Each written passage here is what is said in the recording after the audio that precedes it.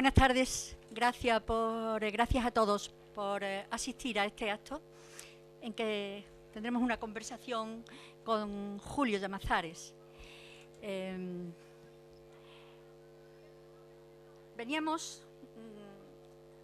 de la parte exterior de este recinto ferial charlando de Tomares y le señalábamos las cuatro esquinas de este pueblo, que son el punto neurálgico, digamos, del pueblo, a partir del cual el pueblo se ha construido. Este pueblo tiene algo que usted conoce muy bien. ¿Te hablo de tú? Sí, claro. Que tú conoces muy bien porque lo has retratado en la literatura con profusión, que es la historia o el relato de los pueblos sumergidos.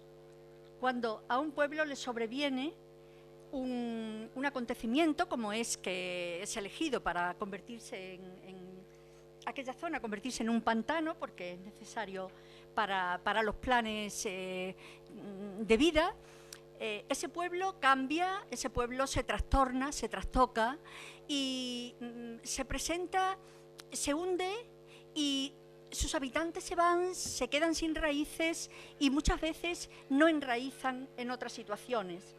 En este pueblo hay también, en este pueblo de Tomares, hay también un pueblo sumergido, pero es la inmersión de este pueblo, ha sido una inmersión distinta, no ha sido debida al agua como ocurrió con tu pueblo, ¿no?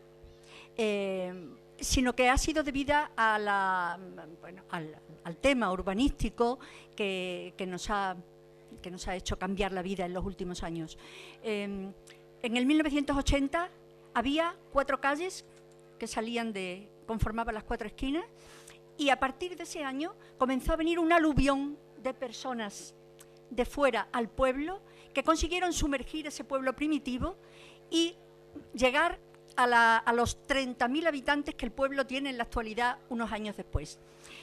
Yo recuerdo haber venido al pueblo en los primeros años 80 y poco después, estando un día en una tienda, se oyeron las campanas de muerto, las campanas tocaban a muerto, y una señora de la tienda salió a la puerta y volvió y dijo aliviada: es un forastero, porque las campanas tocaban de distinta manera según el que había muerto era de los primitivos habitantes del pueblo o de los nuevos que habían llegado aquí.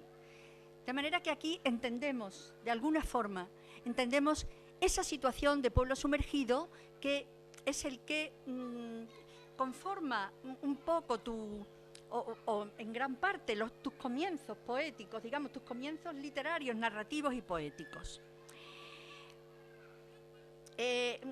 Quiero decir con esto que entendemos perfectamente su literatura, que nos sentimos hermanados y solidarios con la obra que usted ha escrito, que las diferencias que puedan existir nos hermanan.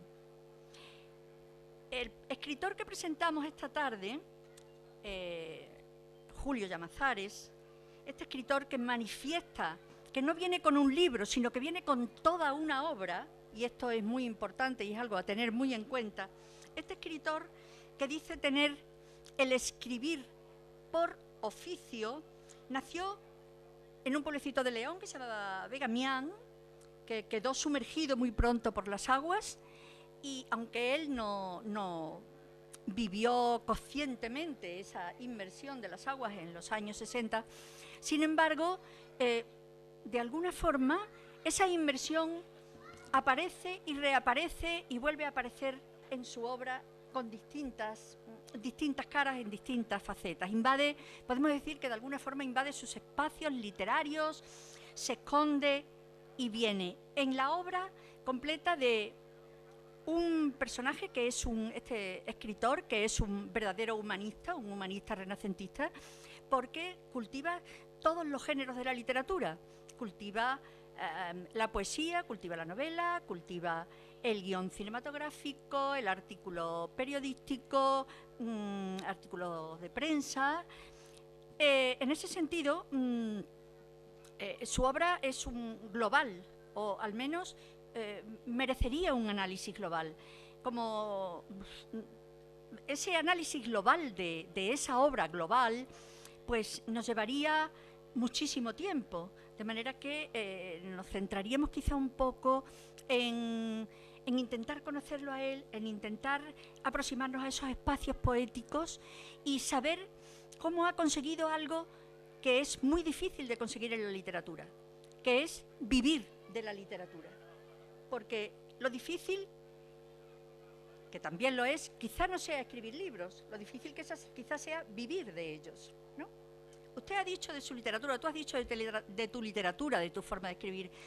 A estas alturas de mi vida y de mi obra literaria, yo no tengo duda alguna de que ese placer de narrar, de contar, de mentir, el placer de ejercer el oficio más viejo del mundo, es el único que me mueve cuando me pongo a escribir un cuento o una novela.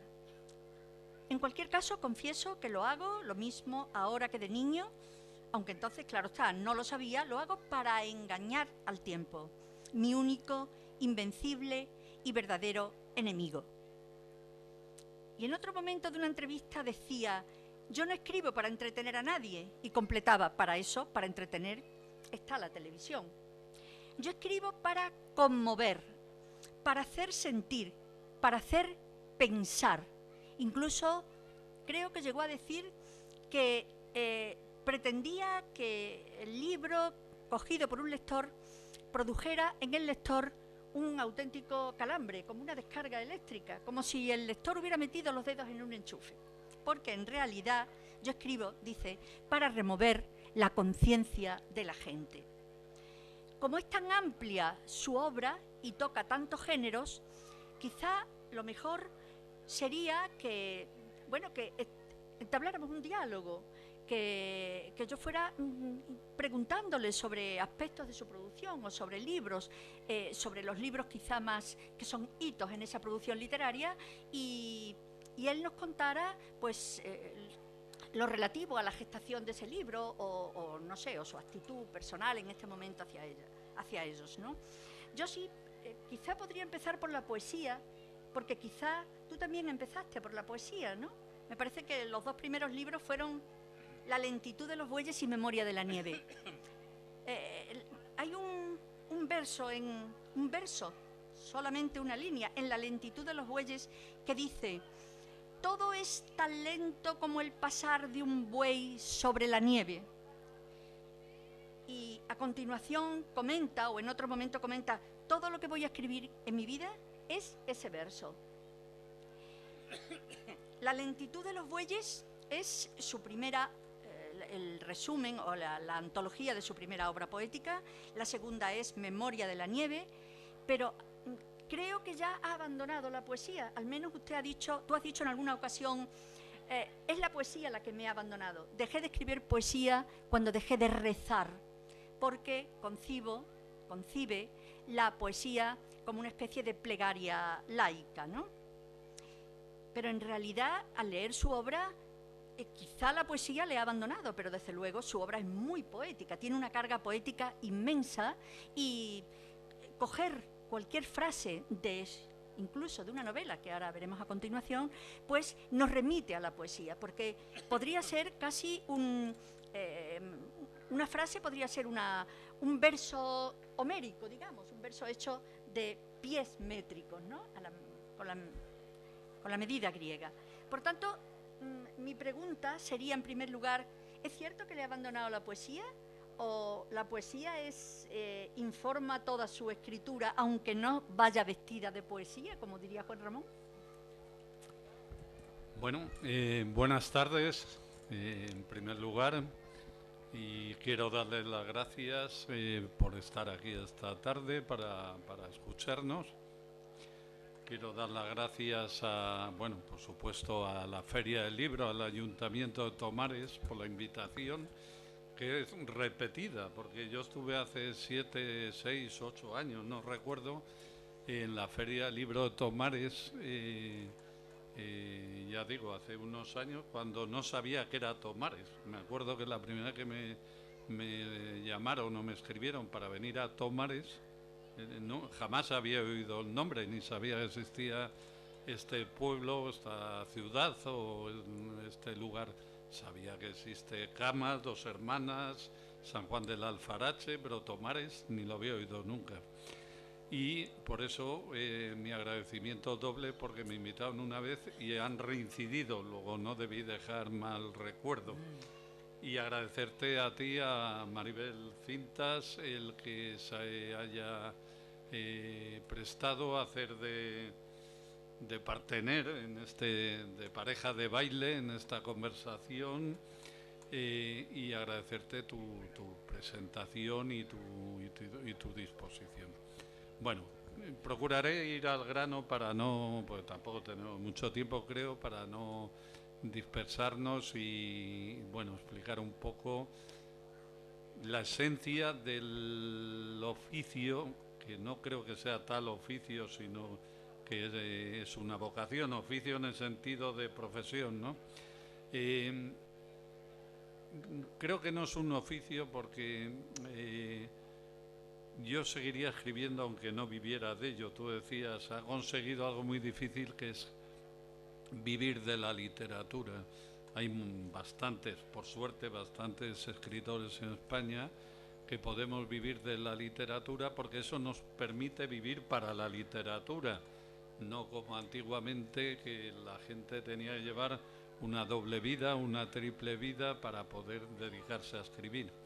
Por suerte hay una estructura comercial, hay un mercado del libro que permite que bastante, no todos los que tendría que ser, podamos dedicarnos, más que vivir de la literatura, vivir para la literatura y no tener que hacer la mitad del día una cosa y la mitad la contraria, ¿no?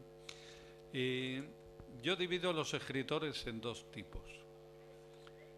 Los que seguirían escribiendo aunque no publicaran, y los que dejarían de escribir si no publicaran. Quiero decir que escritor no es todo aquel que escribe libros, sino aquel para el que la vida es escribir. Por eso digo lo del oficio y el no oficio. Que luego dentro de esa división puede haber gente que lo haga muy bien, como un oficio, como el que se dedica a hacer otras cosas. Pero para mí la literatura es una forma de estar en el mundo, es una forma de vivir, es aquello que decía Pessoa, escribir es mi manera de estar solo, es tu manera de estar en el mundo y tu manera de tratar de entender el mundo. Desde que era niño, yo no nací en un ambiente precisamente culto tampoco ni intelectual, ni estas cosas que uno se imagina y que sí concurren en la mayor parte de los escritores, como Antonio Muñoz Molina, que estuvo ayer aquí.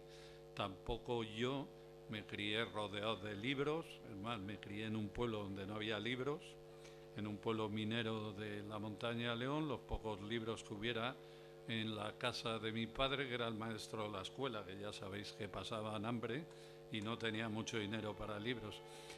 Y sin embargo, me recuerdo siempre escribiendo, desde muy pequeño. Es más, recuerdo que me castigaban por escribir. Vamos, no por escribir, sino por perder el tiempo en tonterías en lugar de estudiar la enciclopedia Álvarez, que los más veteranos de la sala recordarán que era el libro global y completo que había en la escuela, donde venía todo. Había un libro, no como ahora que hay unos cuantos, y los cambian todos los años para que los padres tengan que pagar el precio del libro, porque la historia de España cambia de un año para otro, parece ser, o las matemáticas o la lengua. Bueno, y desde que tengo uso de razón, me recuerdo escribiendo, lo que no recuerdo ya muy bien qué cosas escribía, y mi intención fue siempre dedicarme a escribir, pero por supuesto no pensaba que podría conseguirlo nunca.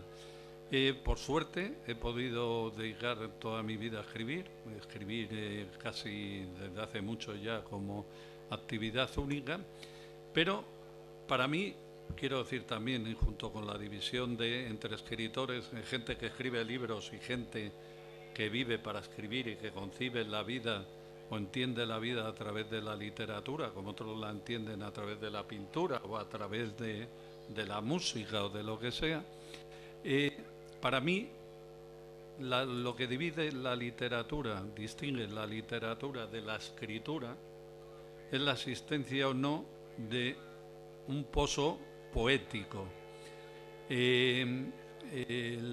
Mira, acaba de entrar en la sala una persona que tiene, pues por lo menos el 80% de la culpa de que yo me dedique a escribir, de que haya seguido escribiendo, que es Perellín Ferrer, que fue la persona que me publicó mi primera novela.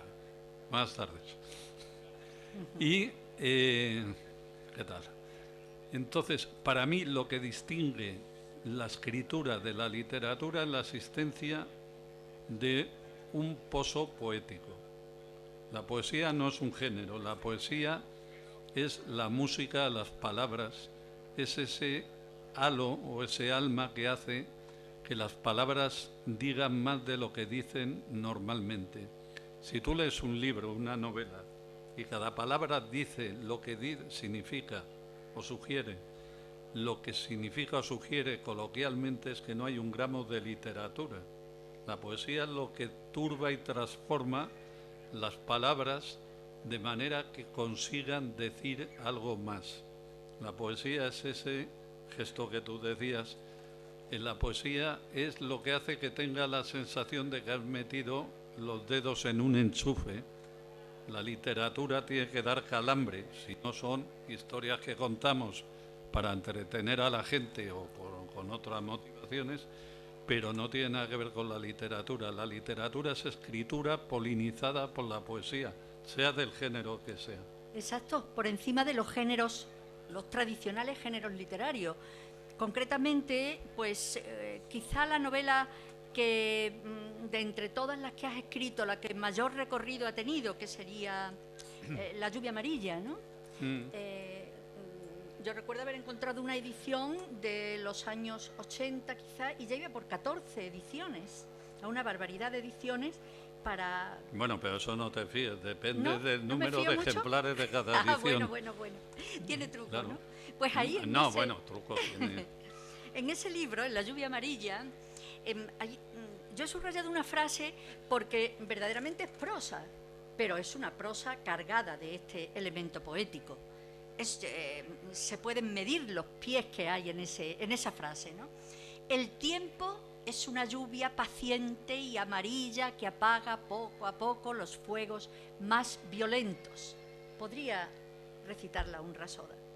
Y se está contando un episodio de el hundimiento, la desaparición paulatina de un pueblo del Pirineo, Cense en este caso, ¿no? Ainielle, es el pueblo real, que va viendo perder a todos sus habitantes paulatinamente, y sobre él va cayendo un ambiente atmosférico, no sé si llamarlo hostil, pero de lluvia continua, que hace caerse las construcciones, y al desaparecer los habitantes parece que la tierra recupera su poderío en ese territorio y es la vegetación la que acaba dominando, de manera que el protagonista, que es el único personaje de la novela, que la novela es un monólogo, ¿no? Es un monólogo de un personaje, ese personaje que reflexiona sobre su situación y la situación del pueblo, acaba incluso cavando su propia fosa para tumbarse allí y esperar que la lluvia, esa lluvia amarilla, caiga sobre él y acabe borrándolo de la superficie de la tierra. Es una imagen real. Tú has hablado también en otra ocasión de cuántos pueblos así hay en España con estas características, pueblos abandonados, pueblos de los que han salido sus habitantes, y toda la poética que conlleva esa situación. Después de La lluvia amarilla cambiaste, ¿no? Absolutamente, aunque seguía esa línea poética, cambiaste de registro, a lo mejor de registro con Luna de Lobos, ¿o no? No, bueno, Luna de Lobos fue anterior a La lluvia amarilla. ¿Fue anterior en el tiempo? Sí. Bueno, uno cambia, pero no claro. solo como escritor, sino como persona. Es que sí. Entre el escritor y la persona no hay una diferencia. Entonces, eso, quieras o no, se refleja en lo que tú escribes, lógicamente. porque todos cambiamos a lo largo de la vida. Claro. La esencia es la misma, seguramente, no cambia. Yo, como tú señalabas, yo en una ocasión dije que todo lo que yo voy a escribir en mi vida Sí. son variaciones sobre el primer verso de mi primer poema, que dice: todo es tan lento como el pasar de un buey sobre la nieve. Yo creo que es todo lo que voy a escribir, lo que está en ese verso. Es un poco lo que dicen los músicos de jazz, que hacen variaciones Sí, sobre sobre una el mismo frase, tema. variaciones sobre tema mexicano, que Cernuda. decía Luis Cernuda, claro. Los escritores creo que estamos escribiendo siempre el mismo libro, el mismo poema. Lo que pasa que le damos siempre, o intentamos darle una vuelta de tuerca más a esa idea o a esa frase inicial, que es la que sintetiza todo nuestro pensamiento y nuestro sentimiento. Pero no solo en poesía, en novela, hasta en los artículos de prensa. El hecho de que un escritor o un periodista elija determinados temas y no otros, al final lo que hay es una esencia del estilo, que es tu identidad, y es lo que tú estás transmitiendo. Pero yo insisto en la idea de que sin poesía no hay literatura. Lo que ocurre es que el libro forma parte de la industria del libro, no solo es un objeto cultural. Entonces hay se publican muchísimos libros que no son literatura. Es más, yo me atrevería a decir que el 90% de los libros, por dar una cifra a lo tonto, que se publican en España no tienen nada que ver con la literatura, y pueden ser narraciones muy entretenidas y que dan lugar a series pero eso no es literatura en lo que yo concibo como tal. La literatura es ese misterio que hace que las palabras signifiquen más de lo que significan por sí mismas, y eso se consigue, pues como los orfebres, manipulando las palabras como si fueran piedras que se convierten en piedras preciosas. La labor de un escritor es muy parecida a la de los ríos. Un río, a base de pasar y pasar, va moviendo las piedras del sitio, las va puliendo, va creando musgos sobre las piedras y hace que produzca una música, un ruido, el río, que es el que te emborracha y te sumerge en la meditación y en la reflexión. Eso es lo mismo que hacemos los escritores, pulir las palabras como si fueran piedras para que produzcan una música y una ensoñación. Eso es exactamente lo que aprendiste también sobre el terreno, cuando recorriste toda la cuenca del río Curueño para componer el río del olvido. Lo llamas el solitario y verde río que atraviesa en vertical el corazón de la montaña leonesa, iniciando un aspecto, bueno, ya lo habías iniciado anteriormente, pero continuando con otro aspecto muy importante de tu producción literaria, que es los libros, el viaje, los libros de viaje. El viaje, uno puede tener una actitud ante el viaje, que sería la actitud del turista, pero también lo has dicho en una ocasión, turista es el que viaja por capricho, viajero, sin embargo, es el que viaja por pasión. Porque el viajero es el que va buscando la magia que el mundo le ofrece a los que lo andan. Al ir haciendo ese recorrido por ese río, o el recorrido que haces por las catedrales de España, que estábamos comentando antes, se iniciaron con la publicación de las Rosas de Piedra, partías de Santiago de Compostela, atravesabas todo el norte de España hasta, creo que era una catedral en Cataluña, ¿no? Sí, la de Cataluña, claro. Y ahora comentabas que estás preparando una segunda parte con el resto de las catedrales españolas. Estoy acabando, ¿no? Incluso antes de venir aquí te has dado un paseo por Sevilla para volver otra vez a refrescar aquello de las catedrales. ¿Quieres comentar algo de eso? ¿De ese paseo por las catedrales? Bueno, de la literatura de viaje más que de... Bueno, sí, es Las Rosas de Piedra es un libro que iba a ser uno solo, pero como es tan catedralicio, no solo en el tema, sino en En el tamaño, pues lo he dividido en dos partes. La primera lo publiqué hace 10 años y ahora estoy terminando, pues justo en estos días, la mitad sur de España. La primera mitad era todo el norte, desde Galicia hasta Tortosa, hasta Cataluña. Y ahora he hecho, pues, digamos, del Guadarrama hasta Canarias, que son, total hay 74 catedrales en España. No me mueve tanto un afán artístico, que también, porque desde pequeño yo sentí mucha fascinación siempre por las catedrales y siempre que llegaba a un lugar, lo primero que hacía era visitar si tenía la catedral. Pero cualquier motivo es válido, sea el río pequeño o grande, como Magris hizo el Danubio, sea un camino tradicional, como hay muchos libros de viaje por el Camino de Santiago, de La Plata o el que sea. A mí la literatura de viaje es que me parece la literatura en estado puro, porque no hay mucha diferencia, o casi ninguna, entre de hecho, la literatura de viaje es la literatura primera de todas las literaturas nacionales. Es la literatura fundacional, aunque esté revestida de otro género, pero desde el Éxodo, la Anábasis, la Odisea, la Ilíada, la Guerra de las Galias, todas las crónicas de Indias españolas, la conquista del oeste, las novelas de la conquista del oeste, el Cantar de Mío Cid es un viaje al exilio, las 1001 noches, todos son libros de viaje. El viaje es la esencia, junto con la poesía, la literatura, y por eso a mí me ha interesado siempre. Y cualquier disculpa es buena, porque al final lo que uno hace es viajar alrededor de sí mismo.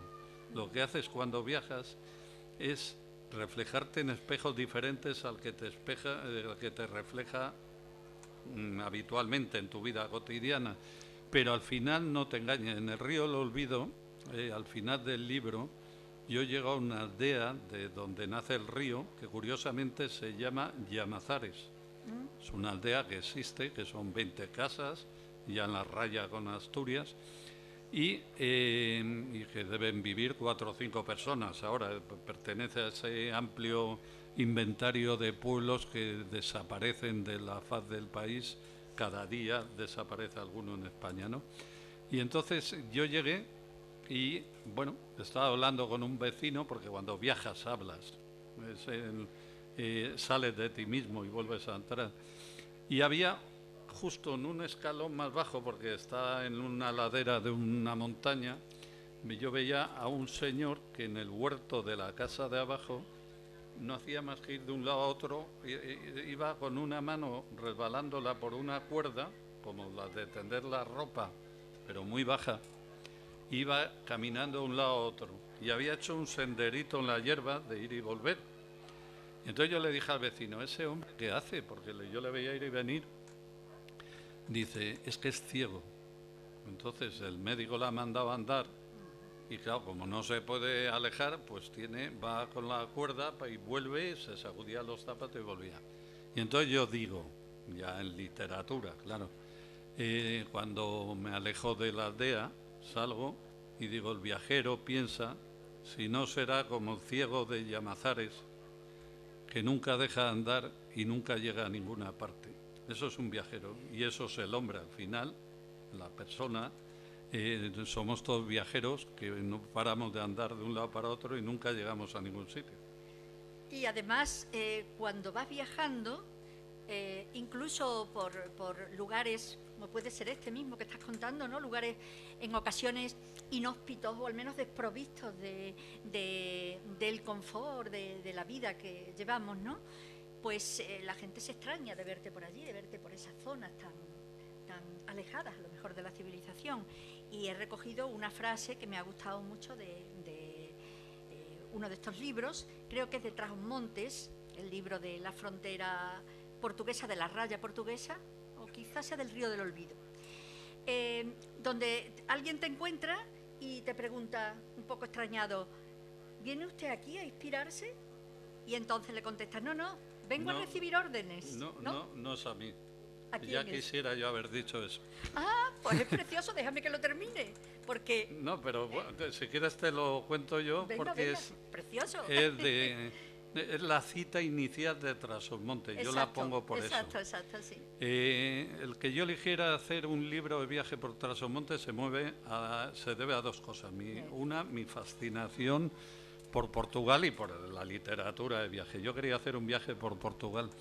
Y luego lo que determinó que fuera por Trasosmontes y no por el Alentejo o por el Algarve fue la pasión que yo he tenido siempre por un escritor portugués que es Miguel Torga, que era de Trasosmontes. Vivía en Coimbra, pero era de Trasosmontes.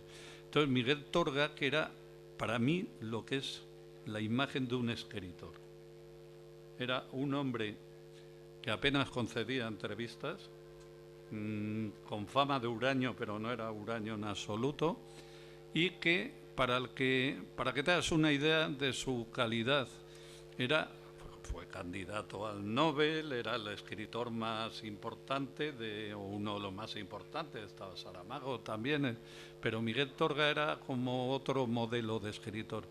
Y tú llegabas a Santo Martiño de Anta, que era su pueblo, él era otorrino de profesión, y la casa más humilde del pueblo era la de Miguel Torga, porque la arregló para pasar temporadas en verano, pero no quiso hacerse el chalet que se hacen todos los emigrantes portugueses que vuelven de Francia o de Bélgica o de España, y se hacen el chaletón, como en mi pueblo, en el pueblo de mi padre, donde yo voy, para decir, me ha ido bien en la vida. Sin embargo, era la casa más humilde. Y luego ibas al cementerio y estaba todo lleno de panteones, esos cementerios portugueses con fotos.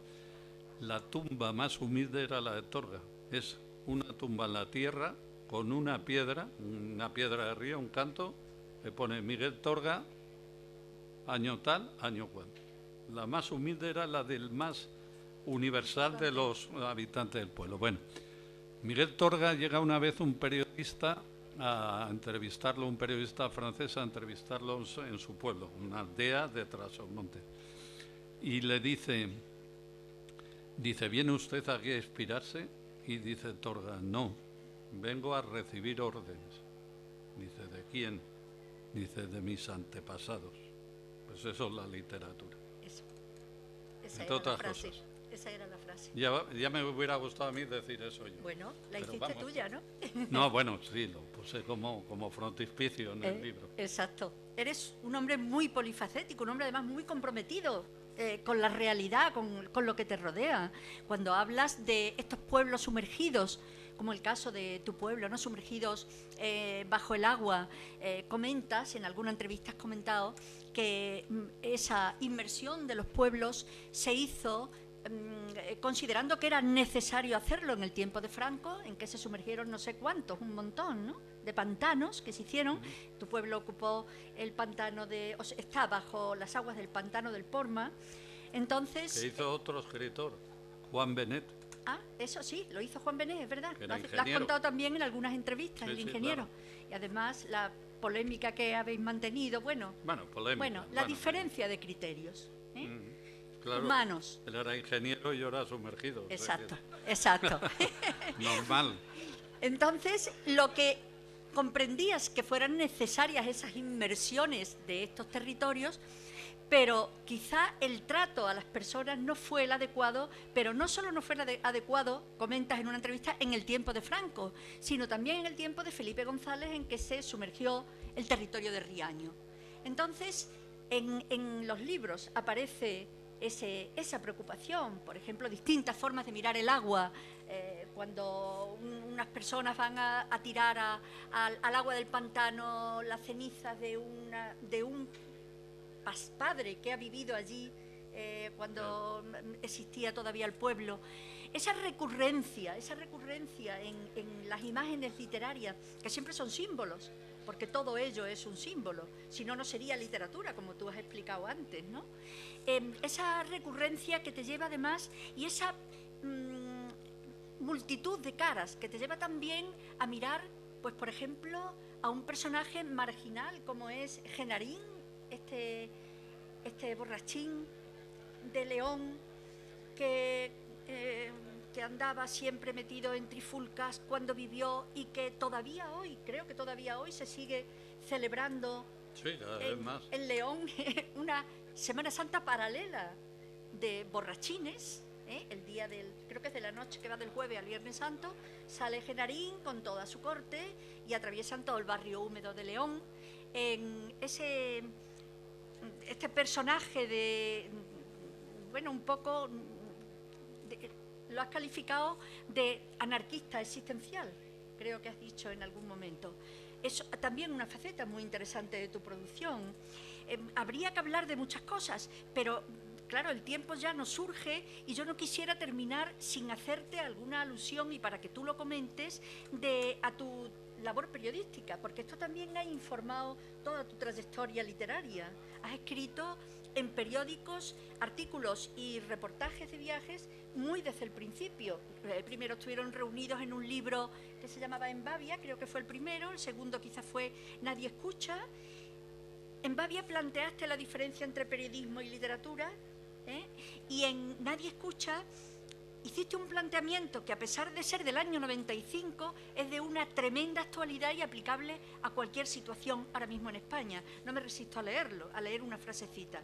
Últimamente hay demasiado ruido, dice Julio. Si tuviera que definir la época en que estamos viviendo, es como un tiempo en el que hay tanto ruido que nadie escucha a nadie, ni siquiera a sí mismo, porque hay una proyección humana en todos tus escritos, una profundidad que desde luego los ennoblece. Quizá tú no lo ves tanto como lo vemos los lectores, pero te ennoblece infinitamente.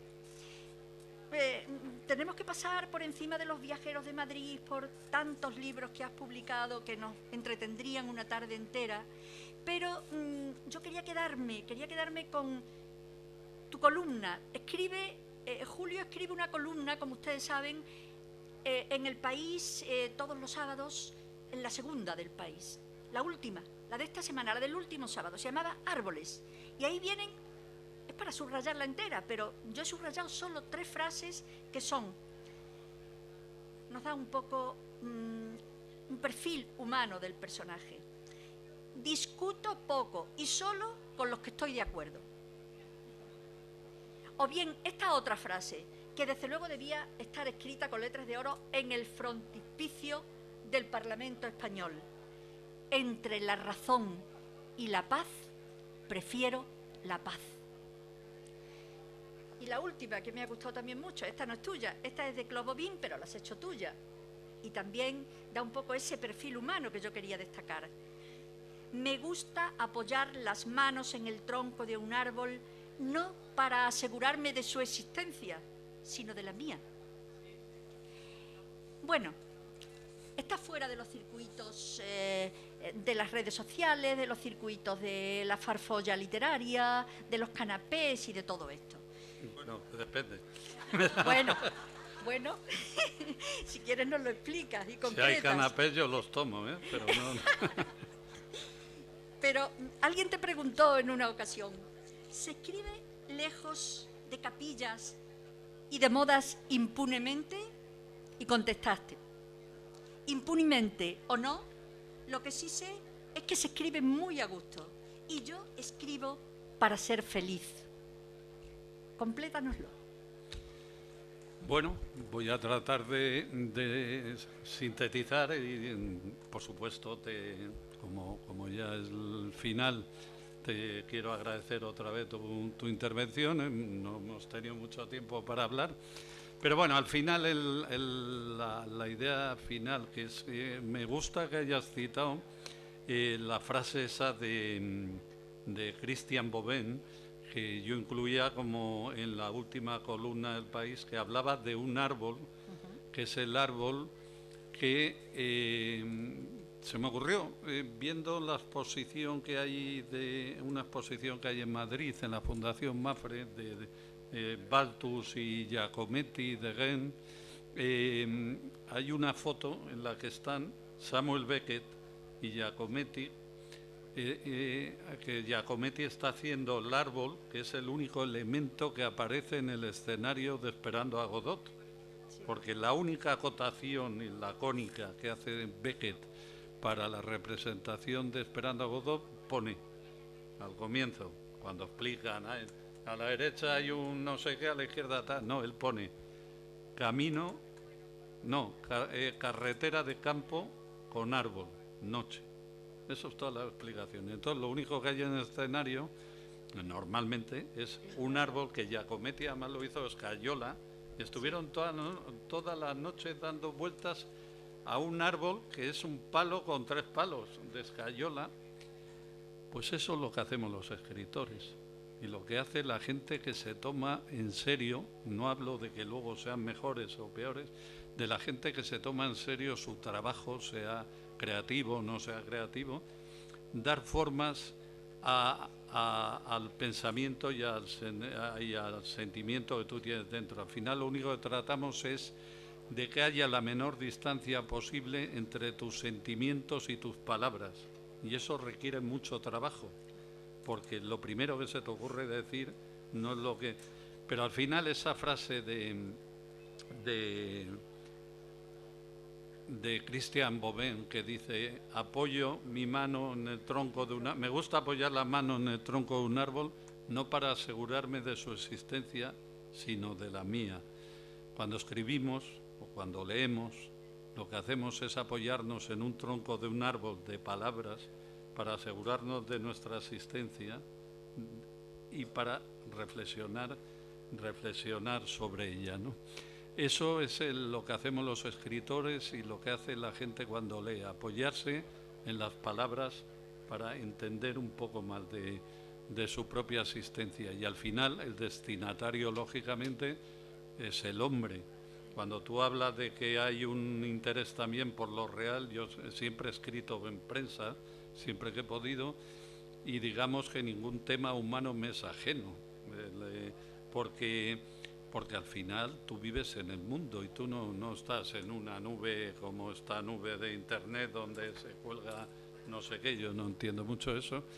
Tú estás en el mundo y todo material te puede servir para reflexionar periodística o literariamente. También el periodismo tiene que tener poesía, claro, para que sea periodismo, no una gacetilla sin más. Y bueno, pues si no sé si procede que alguien pregunte, aunque... No pregunten mucho porque tienen a Jim Ferrer, que es mucho más interesante que yo. Y quiero aprovechar una cosa que antes le contaba a ella, porque yo me he enterado hoy que venía aquí a Tomares. Yo no sabía que venía, ni que había venido ayer Antonio, ni que venía Almudena Grande, no sabía quién venía. Y me alegro mucho porque así coincido. Este hombre de negro al que van a escuchar, aparte de uno de los grandes poetas del siglo XX español y del XXI, que ya estamos en el XXI, es el culpable de que Muñoz Molina y yo, por ejemplo, escribamos. Y a lo mejor hubiéramos seguido escribiendo, pero fue él el que nos dio, y seguramente a más gente, pero yo sé del caso de Antonio Muñoz Molina, que estuvo aquí sentado, sí, y que creo que lo dijo también, o no sé si lo dijo. Es el que nos dio nuestra primera oportunidad, esa oportunidad que tan importante es en cualquier faceta de la vida, el que dice, cuando no eres nadie, ahora tampoco somos nadie, pero bueno, cuando no eres nadie, en el mundo editorial, mandas tu primer libro, en mi caso por correo, a una dirección confundida, que al final el servicio correo funciona muy bien, y llegó de la calle del Tambor del Bruc a la calle Córcega, donde se había mudado Seix Barral, y decidió publicar mi primera novela. En el caso de Muñoz Molina fue igual, y como nunca he tenido oportunidad de agradecérselo públicamente, lo quiero hacer ahora, porque le debo mucho como escritor y le debo seguramente el estar aquí sentado entre otras cosas. O sea que no me hagáis preguntas a mí, hacérselas a él cuando... que va a intervenir ahora. Bueno, si alguien quiere preguntar Julio, algo, pero le ha sido un cierre circular perfecto. Muy bien. Así que muchas gracias por tu presencia, muchas gracias a todos ustedes y damos paso ya. Gracias.